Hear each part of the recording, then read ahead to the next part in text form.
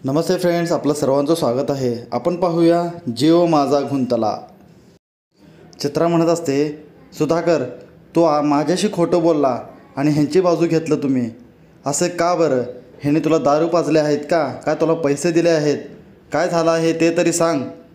काय तुला त्यांनी आरोप करणार म्हणून सांगितले आहेत, पोलिसांच्या ताब्यात करतो म्हणून सांगितले आहेत, विनयभंगाचा आरोप तुझ्या नावावर टाकेल असे त्यांनी काही बोलले आहे का तुझ्याशी? मग तू मला असे का फसवत आहेस? का सुधाकर, का असे काय बोलले तुला त्याने? तर सुधाकर म्हणतो, असे काहीही नाही, त्यांनी मला काहीच बोलले नाही, मग का फसवतोय सामान्ना? असे चित्रा बोलू लागते।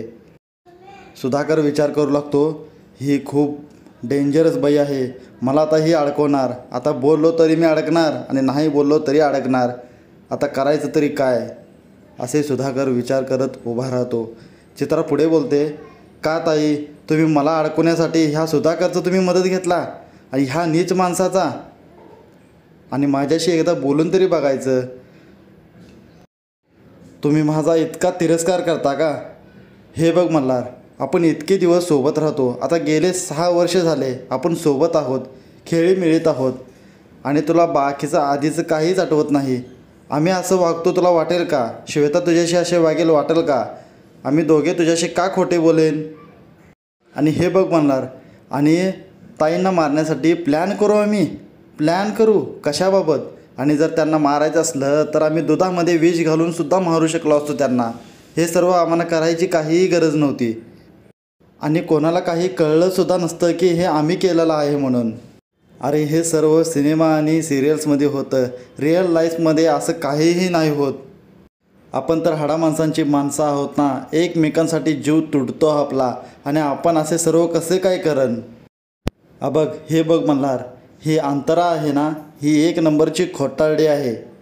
अरे सर्वांवर भयंकर भुरळ घालते ही, गोड गोड बोलून सर्वांची मनं जिंकते। तुला बी असं ती केलं असेल, आठव बघू। तर मल्हार सर्व आठवू लागतो।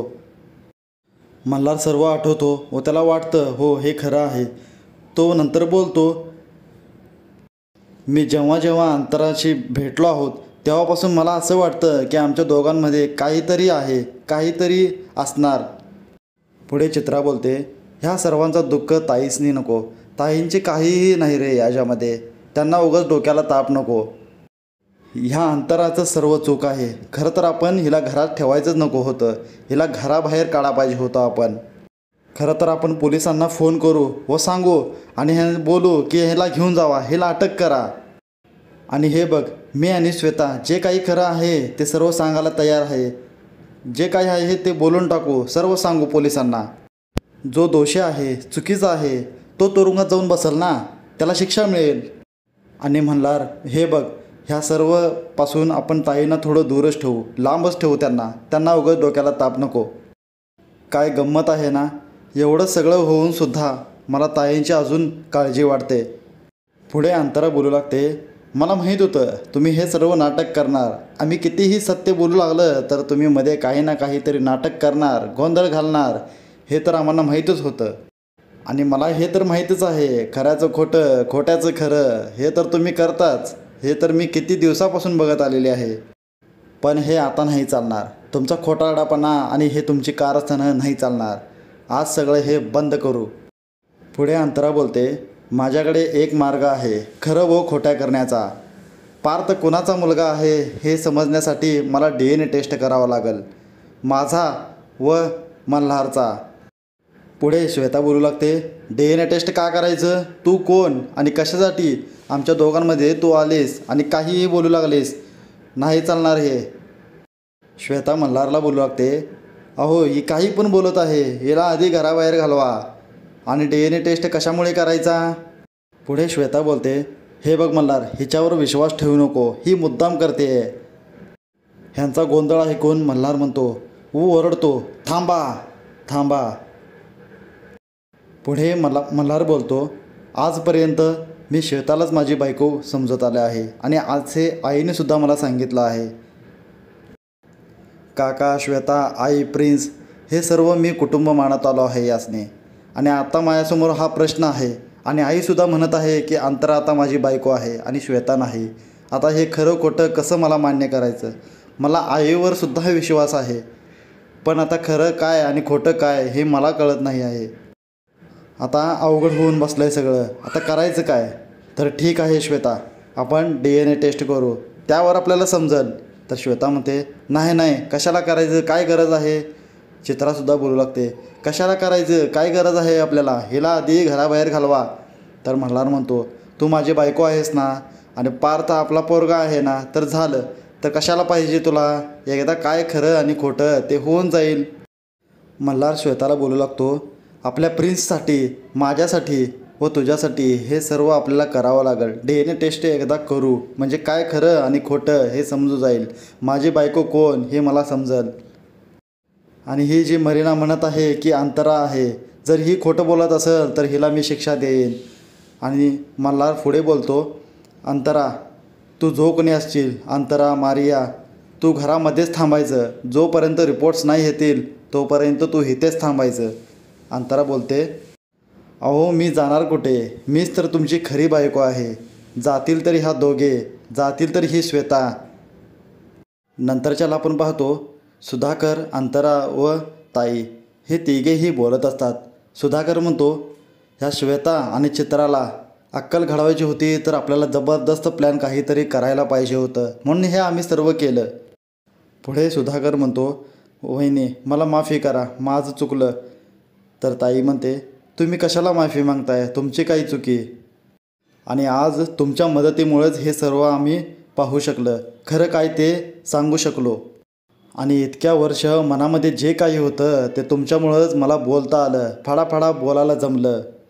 सुधाकर म्हणतो, अहो वहिनी, तुमच्यामुळेच तर माझं डोकं ठिकाणावर आलं. त्या श्वेता व चित्राच्या नादाला लागून मी भरपूर आयुष्यामध्ये चुका केलं. अंतरा म्हणते, अहो काका, तुम्ही तुमच्यामध्ये सुधारणा केली, तुमचं चूक कळालं, हीच मोठी खूप गोष्ट आहे. अंतरा सुधाकरला सॉरी बोलू लागते. आणि सुधाकर म्हणतो, आता आहे का, आता मी काय केलं? अंतरा म्हणते, नाही नाही, जेव्हा ते घडलं, मागं जे घडलं त्याच्यामुळे मी सॉरी बोलत आहे. तेव्हा काकूंबद्दल कळलं आणि मला सत्य काही माहीत नव्हतं, तेव्हा गोडाऊनमध्ये सॉरी, खरंच सॉरी. सुधाकर म्हणतो, माझ्या वाईट कृत्याची सजा मला ह्याच जन्मामध्ये मिळाली आणि ते मिळणारच होती कधी तर, त्यामुळे आता हे घडलं. हे ते चित्रा येते व म्हणू लागते, अरे वा, एकमेकांना सॉरी वगैरे बोलत आहेत, प्लॅन वगैरे करत आहेत, गप्पा चालल्या आहेत, काय म्हणायचं याला. चित्रा अंतराला बोलू लागते, अंतरा, तू या भ्रमात नको राहूस की तू आम्हांना अडकवले आहेस. तू किती हुशारीने वागलेस तरी आम्ही तुझ्या 5 पावले पुढे आहोत. आणि तुमचा प्लॅन आधीच कळला होता आम्हासनी. आणि हे सर्व तुम्ही नाटक करत आहात हे सुद्धा आम्हाला कळलं होतं. आम्ही हे सर्व त्या गोडाऊनमध्ये पाहिलं होतं, जे काही घडलं, तुमचं बोलणं झालं, हे सर्व आम्हाला कळलं होतं. आणि ताई हे जिवंत आहेत हे सुद्धा आम्हाला माहीत होतं. आणि ते भूत होण्याचं तिने नाटक करत होते म्हणून आम्हीसुद्धा नाटक करत होतो. आणि तुम्हाला असं वाटतं की तुम्हीच प्लॅन करू शकता, आम्ही काय करू शकत नाही. आम्हीसुद्धा बघत होतो, प्लॅनच करत होतो काय करावं, आणि तुम्ही काय बोलशिला. चित्रा सुधाकरला बोलू लागते, काय रे सुधाकर, मला तू सरडा बोलता बोलता तू स्वतःचे किती रंग बदललास हे तुला कळालेलं नाही. किती खोटं बोलतोस, काय करतोयस, आणि यांची बाजू घेतलास. श्वेता बोलू लागते, काका तर असे बोलत होते की जसे काही तुमच्यासोबत आहेत, 7 जन्मापासून तुमच्यासोबतच आहेत. आणि अंतरा, तुम्हाला विश्वास बसला ह्यांच्यावर? हे किती खोटे बोलतात, किती रंग बदलतात. हे तर आमच्या बाजूनी होते, आमची डील झाली होती 50 लाख रुपयाची. सुधाकर म्हणतो, अगं हे काय बोलतेस, कधी झाला होता आपला डील, आणि पैशाची तर कधी झाली होती, काय बोलत आहेस, मी असे काही नाही बोललेलं, आणि पैसे तर अजिबात नाही घेतलेले. पुढे चित्रा म्हणते, अरे झाले आता नाटक, सगळं संपलं आहे, तुला तुझे पैसे मिळतील, तू काही चिंता नको करूस. सुधाकर म्हणतो, अहो कसले पैसे, मी कुठे काय घेतलं आहे. पुढे चित्रा म्हणते, आता ह्या दोघांनी सुद्धा कळणार नाही की सुधाकर कुणाच्या बाजूने आहे, आमच्या बाजूने आहे की तुमच्या बाजूने आहे, हे तुम्हाला कळणारसुद्धा नाही. हे ताई जिंदा होते, जिवंत होते, हे आम्हाला येऊन ह्यानेच सांगितलं होता. तुमचा प्लॅनबद्दल ह्याने सर्व आम्हाला सांगितलं होतं, त्यामुळेच तर आम्ही सर्व सावध आहोत. असे चित्रा व श्वेता उलटपालट बोलून गोंधळात घालतात व अंतरालासुद्धा गोंधळात घालतात. त्यांना आता कळत नाही की काय खरं आहे व काय नाही.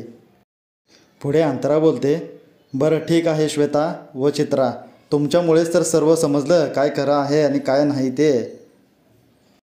आणि कोण खरं बोलतंय कोण नाही आणि सुधाकर कोणाच्या बाजूने आहेत हे आम्हाला नक्की माहीत आहे. आणि तुम्ही याबद्दल बोलायची काहीही गरज नाही. इथे आपला आजचा भाग संपतो. पुढचा भाग पाहण्यासाठी लाईक करा, कमेंट्स करा, सबस्क्राईब करा. Thank you friends.